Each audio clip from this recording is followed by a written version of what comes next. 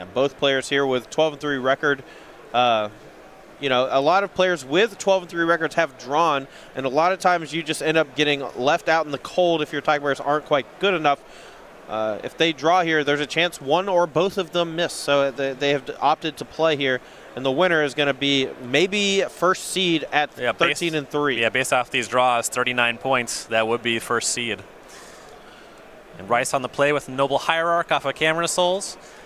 Buchholz, Urza's Mine. Multiple Cavernous Souls here. That actually allows them to play through Chalice to the Void, so Cavernous Souls is pretty good here. Chalice to the Void is not that great against humans, but sometimes it does lock you out of your 1s or 2s, and you need either Cavernous Souls or Aether Vial to get it done. Speaking of Chalice to the Void, that's all that he has. Meanwhile, he's getting attacked by Mantis Rider. He's already at 16. Well, you say it's all he has. He already has 2 Tron pieces, though. If he finds that 3rd Tron piece, he can start casting some big old baddies next turn. Yeah, things can snowball quickly. Eldrazi Tron definitely very scary when they have the natural Tron. Yeah, but the Remington Rice's human deck can apply enough pressure in the early turns to make that a bit harder. Normally you have a little more time to assemble Tron. You don't need it as early as turn 3, but here Buchholz might need it on turn 3, or he could just be facing down too much pressure too fast. Decision time for Rice. One of the cards in hand is Meddling Mage. Going to go with Thalia's Attendant, though, pump up the team. That applies a bit more pressure. And if I'm Remington, I actually just have no idea what I would even name with a Meddling Mage. So, you know, I like the added pressure here. Plus, next turn, if he draws a land, he can maybe double spell and put that Thalia's Lieutenant up to like a 3/3, maybe even possibly a 4/4. Attack for 5, put Buchholz to 11, and just a Matter Reshaper off Ghost Quarter, no Tron. And that Matter Reshaper's got nothing to do about that Mantis Rider. Reflector Mage. That gets even worse. Yeah, that's coming down this turn more than likely.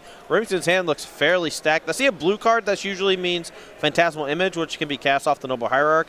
I see a Reflector Mage, Meddling Mage, just a number of tools at Remington's disposal, and this could be one of the quickest win-ins we've had here on the SCG Tour. Yeah, there's Reflector Mage, pumps up the Lieutenant.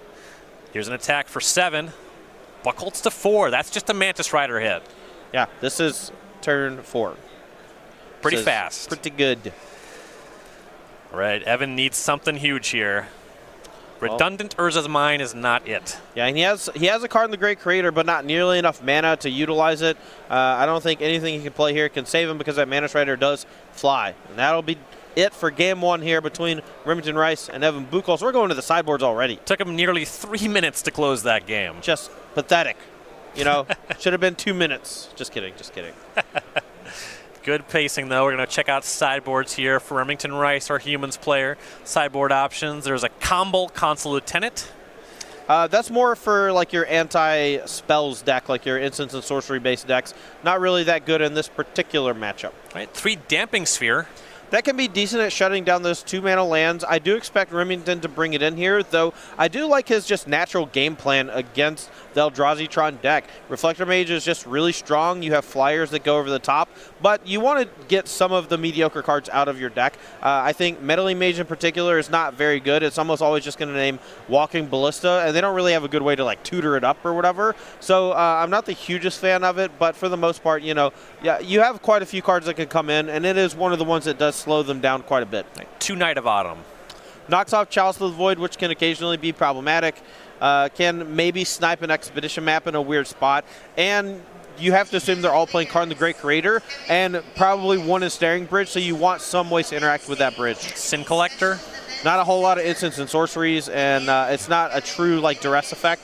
I don't think you want that one here. All right, 3 Auriok Champion. Has protection from red and black.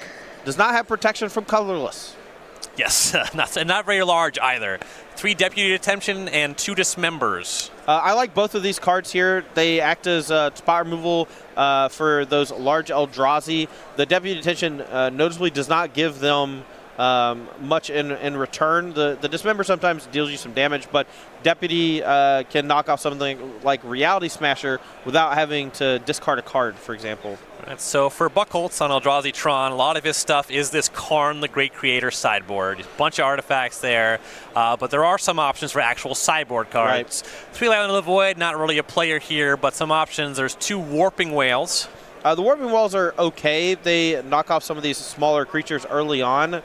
There aren't a whole lot of other uses for it, but in a pinch, you can just make an Eldrazi spawn to kind of ramp you. So it's okay, but this isn't really the matchup for it, but I do expect it to come in. Right. Do you board in the extra walking ballista? Always. Okay. I don't know. I mean, I wish there were just all of them in the main, but I understand why you want the one in the sideboard. All right, so this is a Modern tournament. We're on the verge of Modern Horizons launching, so things likely to get shaken up there. You want to get your hands on some of this product. There's pre-orders available. It's going to ship Friday, June 14th. That's coming right up here at go.starcitygames.com/MH1. Just 1 day short of Friday the 13th. My favorite movie when I was a kid. Really? Yeah. Dude, I'm a horror head. Love me a good horror movie. What's your current favorite horror movie?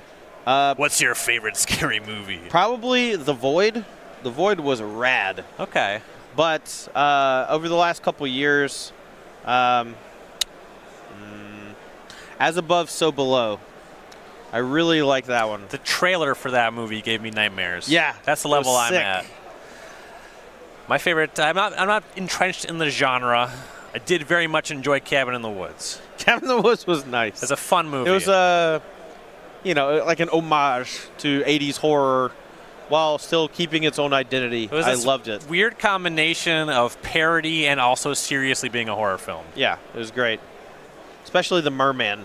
He just bet on the merman every time, and then finally the merman got there. That was a nice touch. All right, both players shuffling up here for game 2.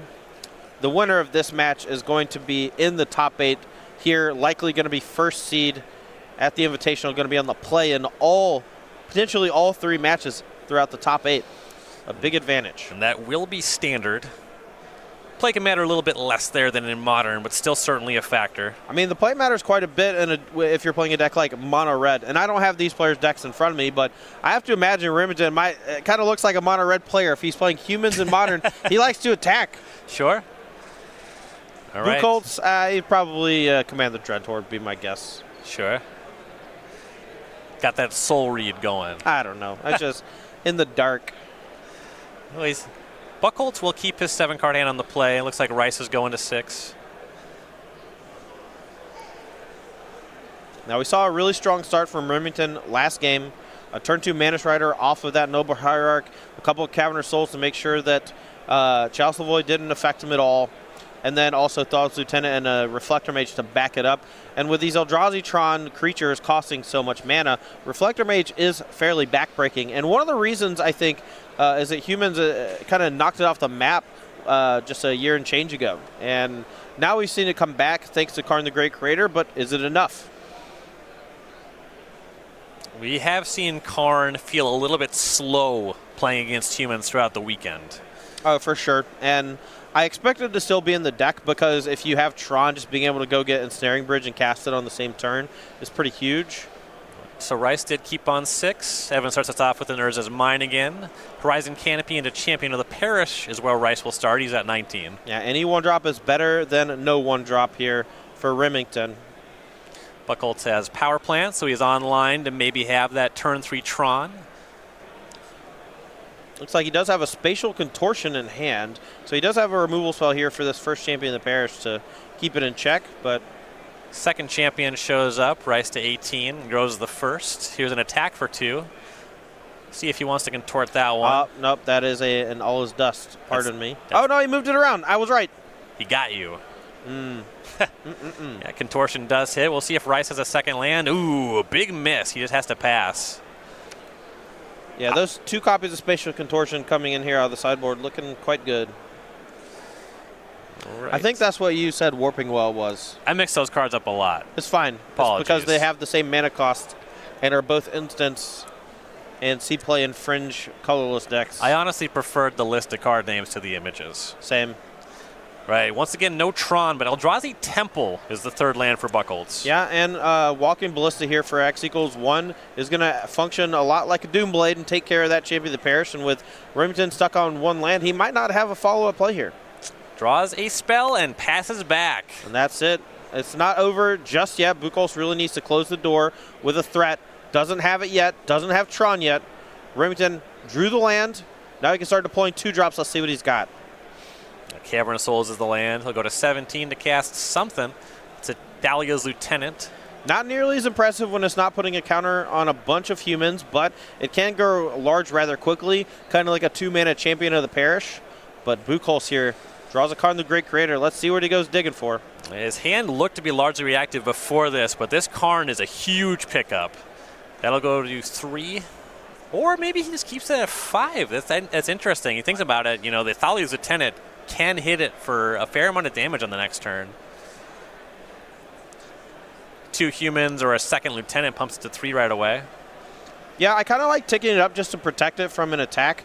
Next turn, if Remington doesn't have a really good follow-up, you can minus, go get something with all your mana untapped, basically, and you have a bit more information on what you want to get. And this is likely a good draw for Rice. Find Seachrome Coast. That's a 3rd land. What you think about maybe get liquid metal coating, start targeting your opponent's land so they're shut off on Remington's turn, and then you start ticking up Karn the Great Creator and blowing up those lands.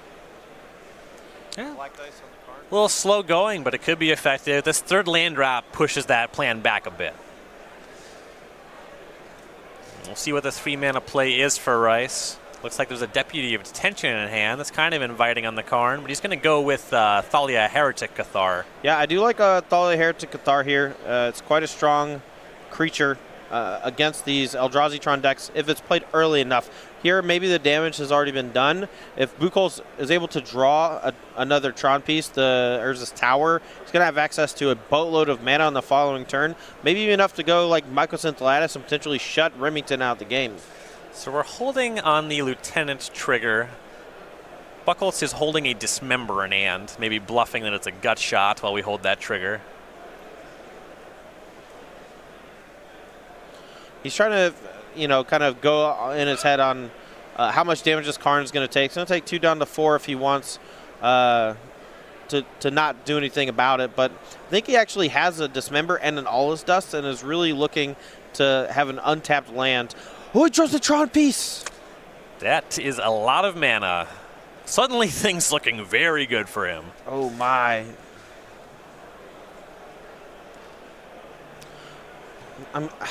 He has a sideboard full of these powerful artifacts and colorless cards, and I'm really curious what this turn's going to look like. He has so many options at his disposal. He has a Dismember, so he can cast Dismember here before playing his land on the Thalia Heretic Cathar, which opens him up to having, 3, 9, 10, 11 if he casts an Eldrazi.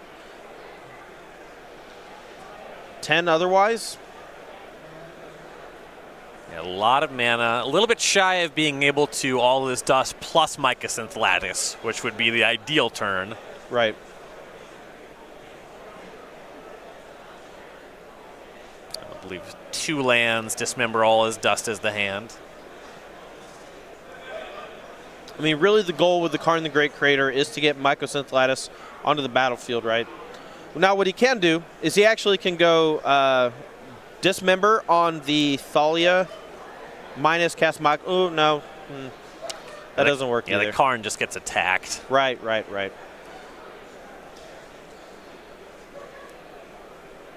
mean, you can't just play the land tapped, cast all its dust for 7, and then Dismember whatever play Remington plays next turn, take up the Karn this turn, next turn minus Mycosynth Lattice. And it looks like that is the line he's landed on. And given the pacing so far, it really feels like that's going to be good. Yeah, I mean, if Remington doesn't double spell this turn, I think he's just getting colded by Mycosynth Lattice plus Dismember. Karn's up to 5. We'll see what Rice can do about it. It's going to take 2 spells to beat that Dismember, though. Yeah, and I think he's probably going to go for this Deputy Detention here because that Karn is really scary, and that's going to end. Ooh. Mantis Rider, that's going to attack, but that's going to eat the Dismember. And this game I do not expect to go on much longer. No, I think that Remington sees the writing on the wall, doesn't have a land to play a Noble Hierarch anything this turn to follow up, and that's going to leave him facing off a Mycosynth Lattice. It's Karn down to 3. Yeah, the pacing on this turn quite a bit faster. Buchholz knows what to do here. Yeah, he's been really keen on what to do over the next few turns, just figuring out the best sequence, right? And that will do it here. Evan Buchholz takes Game 2. We're going to have a Game 3 decider to see who makes it into the top 8 here at the Invitational. All right, all tied up here. Humans on the play, though. As you mentioned, this is the deck that some time ago was what seemed to push Eldrazi Tron out of the format. Right, but, you know, they don't have a ton of answers to something like Ensnaring Bridge, so if Buchholz has a really good draw featuring like a turn 3 card in the Great Creator into Ensnaring Bridge, that might be enough to buy him the time to take control with those more expensive spells. The Humans decks are pretty one-dimensional as far as how they play. You know, they do have some really powerful answers with things like Deputy Detention now, but for the most part, you know, they're just play creatures, attack, and block, and occasionally cast Melee Mage naming something. Yes. Spatial Contortion, we saw that slow things down a little bit in the post-sideboard games. Rice's hands being non-functional. That's also something that we saw work out for Buchholz there. But against a fast hand, sometimes it feels like the Tron deck does need to have that Tron on turn 3. Occasionally, and it's not as consistent at doing it as the green-based Tron decks because it doesn't play Ancient Stirring or Sylvan Scrying or those Chromatic Star type effects. But it does have Eldrazi Temple, and so sometimes you just get to cast like a Thought-Knot Seer early on, and that helps you fight off like the combo decks. So this isn't a true Tron deck. It's more of a colorless Eldrazi deck that just happens to play Tron, and when you do assemble it, your deck goes bananas. If you're a fan of Signature Spellbook Jace, there's good news. There's another spellbook on the way. Signature Spellbook Gideon. It's going to be 15 unique cards in the name of everyone's favorite white planeswalker. Yeah, and notably also one copy of Rest in Peace, one of those really powerful sideboard cards, has been getting up there in price lately. So nice alternate art version of that in the Signature Spellbook along with a bunch of other cool stuff. We have pre-orders. They are live. They ship Friday, June 28th. You can find those at go.starcitygames.com/SS2. I got to say, the storytelling on the cards in Gideon's Spellbook also really cool. Ties into that War of the Spark storyline where Gideon ultimately sacrificed himself to save Liliana from Nicobolus. Touching. I really liked the release of this product. The announcement was great. War of the Spark had a really nice execution on preview cards where this product was announced when we found out that Gideon sacrificed himself to save Liliana, and we got that Rest in Peace. And if you're like, oh, spoilers, well, there's a card called Gideon's Sacrifice, so, you know, get out of here. They laid it on pretty thick. Yeah. So Remington here, going back to the drawing board, trying to figure out his last sideboard slot or two. This is an all-important Game 3 between these two pilots. This is not just for top 8. As you mentioned, this is for the first seed in the Invitational. Yeah, this is sick. This the winner of this match just has so much equity, not only cash value from just making it to the elimination rounds, but you know, potentially winning, making a trip to the Players' Championship. Just a ton on the line here between these two players.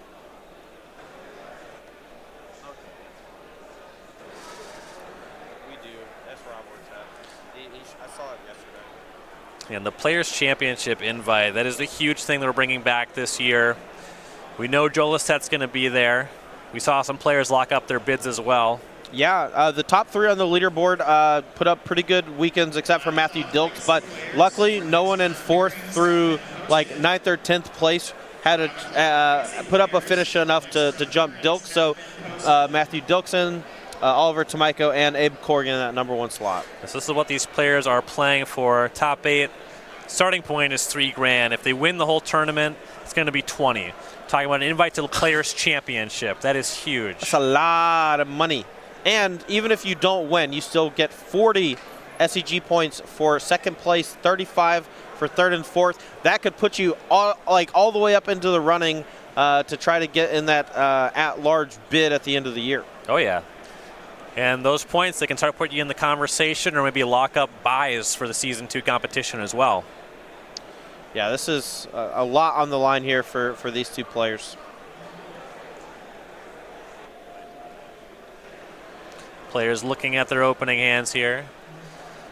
Rice is going to send his back. He'll be on the play for the decider.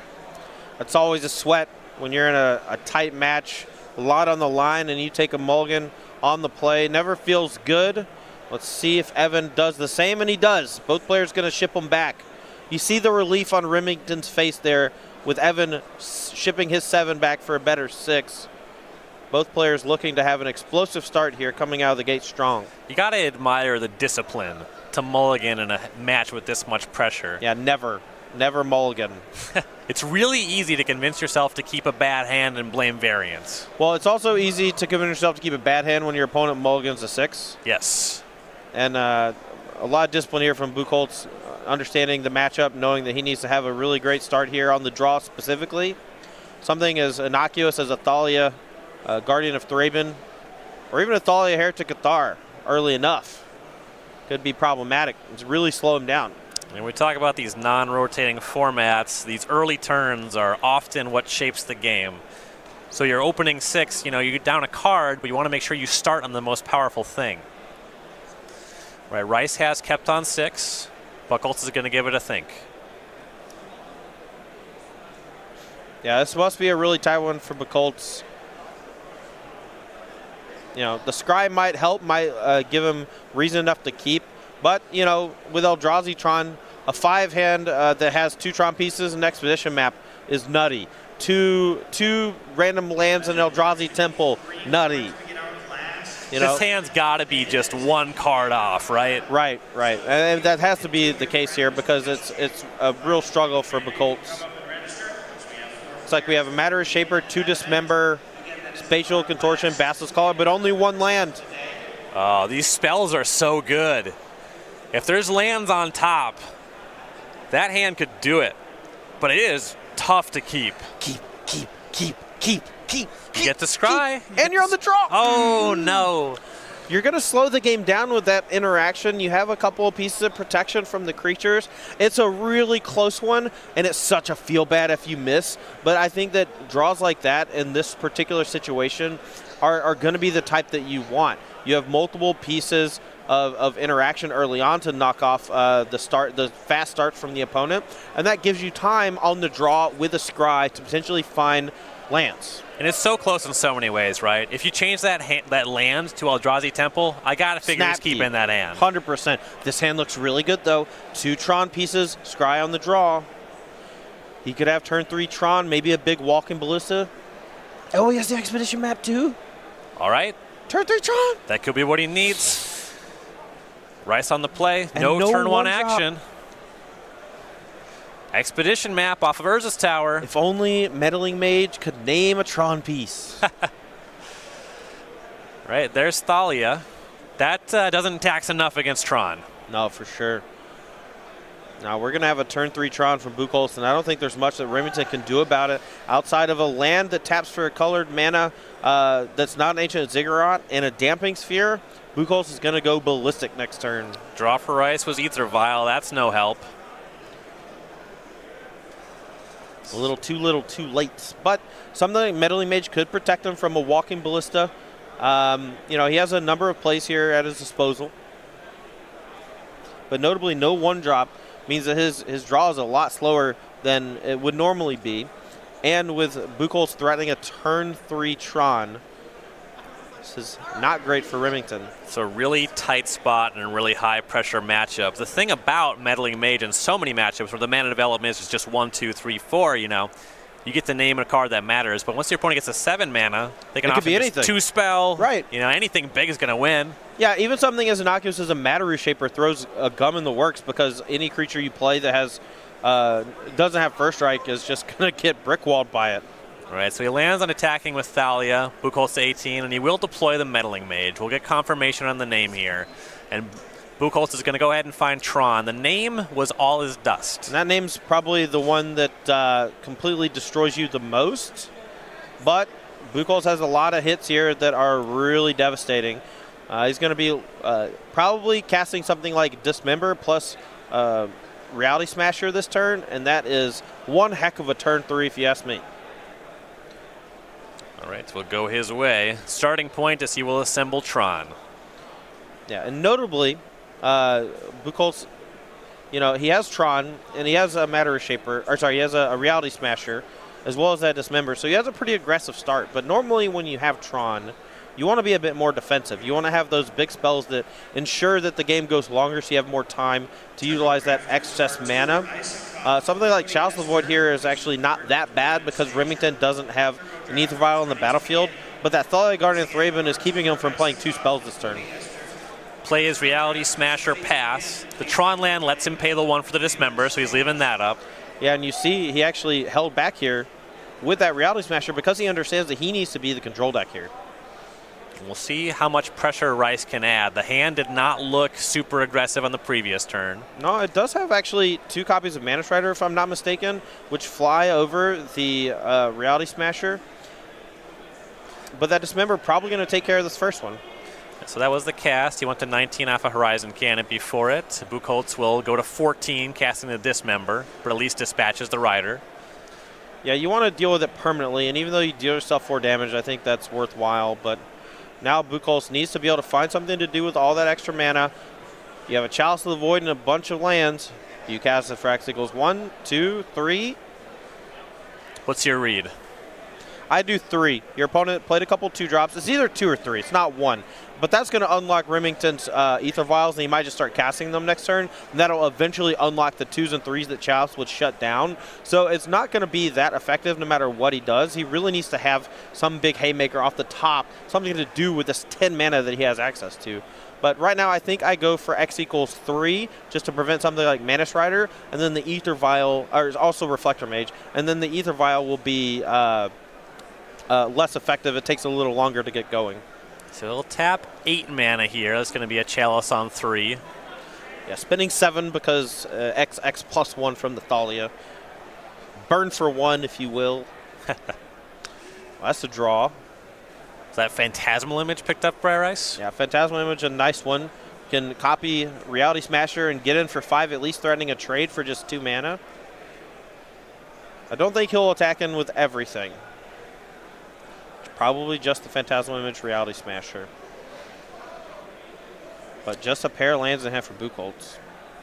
If he has that second Mantis Rider in the Aether Vial, some pressure to cast that, right?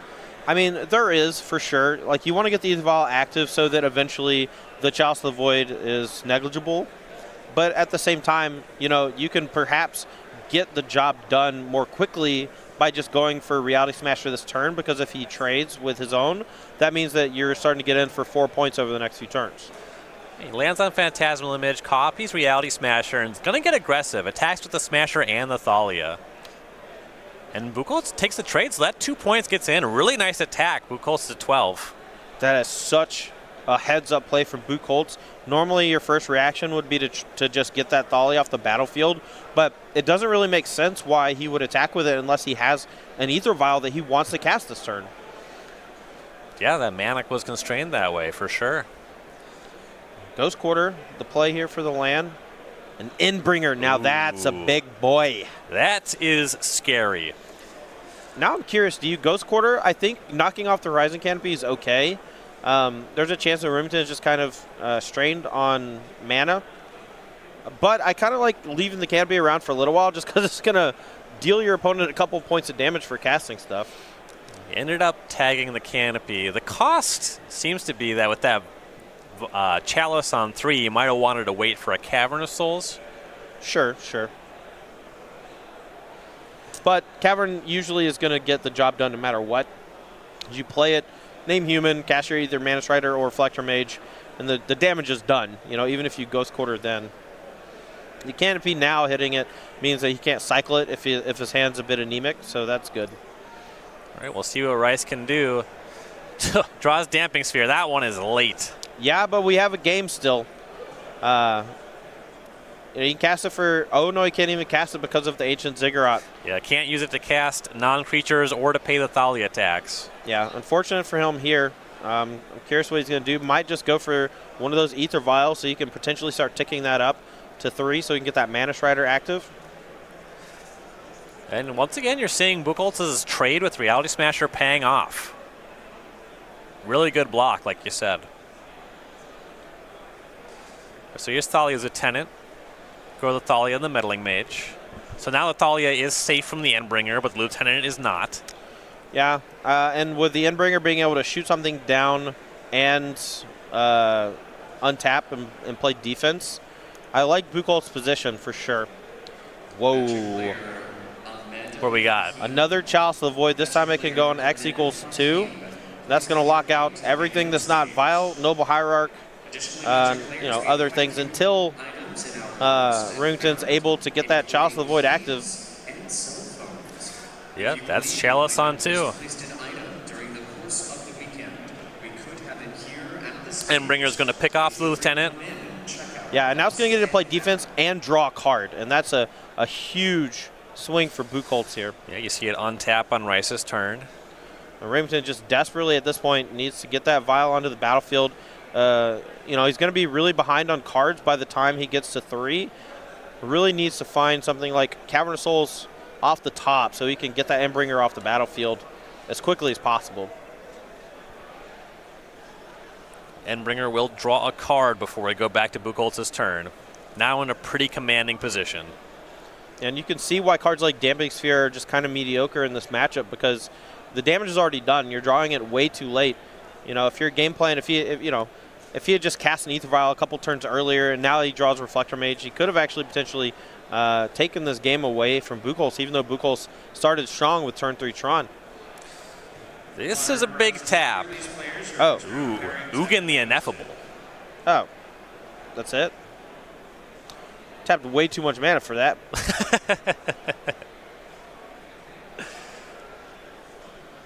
He's going to use that to hit the Meddling Mage. Yeah, we're going to get aggressive here. Minus on the Meddling Mage is going to unlock all his dust. Sure. He just, as he paid 2 extra, it's fine. Not a big deal. Not a big deal. Doesn't have anything else to do with the mana. But the minus on the Meddling Mage not only unlocks all his dust, but allows him to attack with the Endbringer and also keep the Thalia on the battlefield, which is currently kind of locking down Remington's non-creature spells that he sided in. Yeah, so the attack put Rice to 14, Endbringer untaps as we go back to Rice's turn. Vial up to 1. Yeah, and it can still draw a card and block, so just Endbringer doing all sorts of work. One of the better cards out of Eldrazi in this Humans matchup.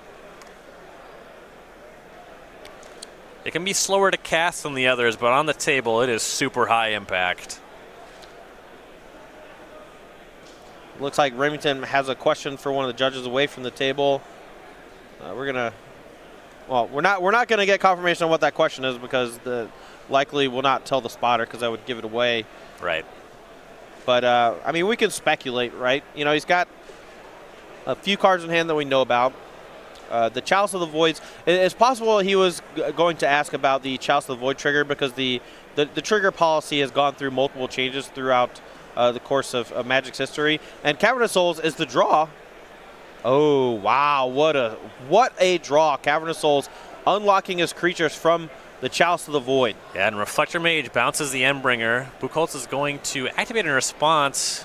Is it damage on the Thalia? No, he pays one of the abilities on Endbringer is target creature can't attack this turn. Oh, okay. And he makes it so that Thalia cannot attack. I'm not sure I like that better. Oh, no, sorry. That actually protects the Ugin for a turn, which is a huge deal. But the Reflector Mage's ability means that he can't actually recast the Endbringer this turn. So unless he drew something else, which it looks like he didn't, that Ugin is probably going to get taken off the battlefield this turn. Yeah, so he plussed it, so there's a card hanging out there. Suddenly, Rice is back in this game, but the Vial stuck on 1. Yeah, I think he might have missed that trigger. I don't know if it's going to matter all that much, but that is a huge trigger to miss in this spot. Every little thing matters. Here comes a Mana Strider. I expect Mana Strider to go at the Ugin, and then both creatures to go, other creatures to go face, simply to have fewer damage kind of being thrown at the Ugin while still making sure that it gets off the battlefield. Perfect information for Remington. He knows the Endbringer in hand, only 1 card. Everything else on the battlefield. Looks like he disagrees. Yeah, sends 2 creatures at the Ugin. So that took it down. 3 damage comes across.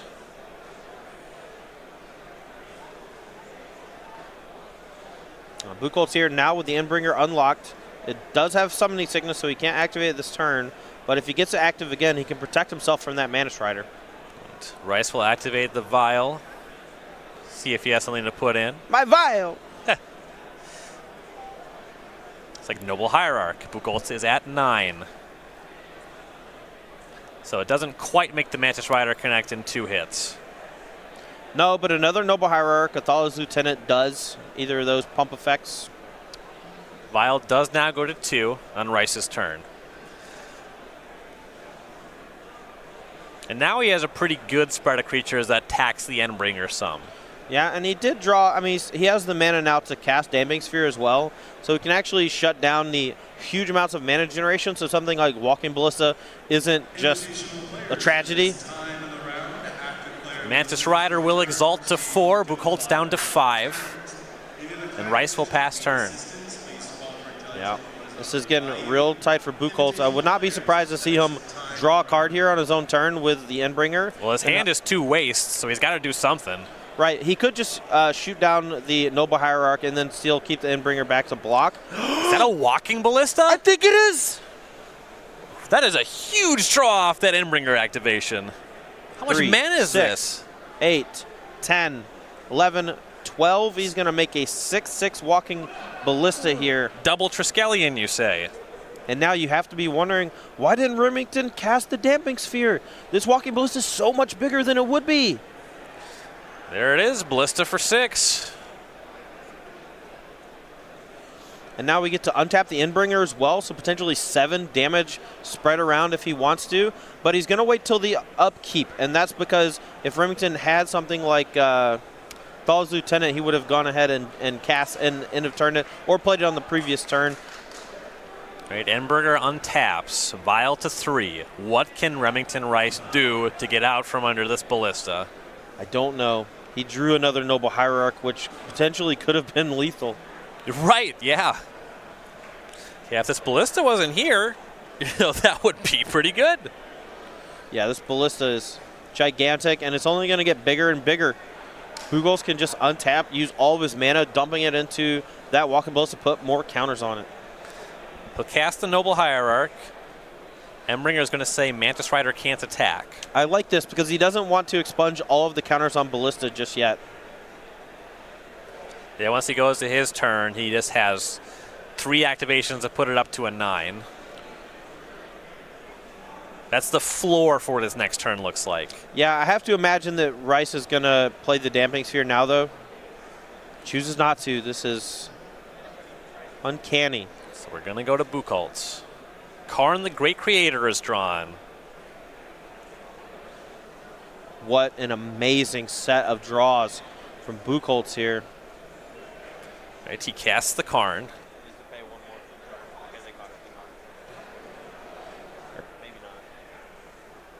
He's going to go a wishing right away.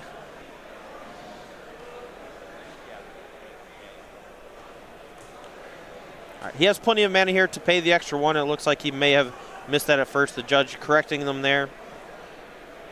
But he gets to go get Mycosynth Lattice, and now gets to effectively shut down everything from Remington Rice's side of things. He can keep the creatures from attacking the Karn pretty easily with the Walking Ballista activations.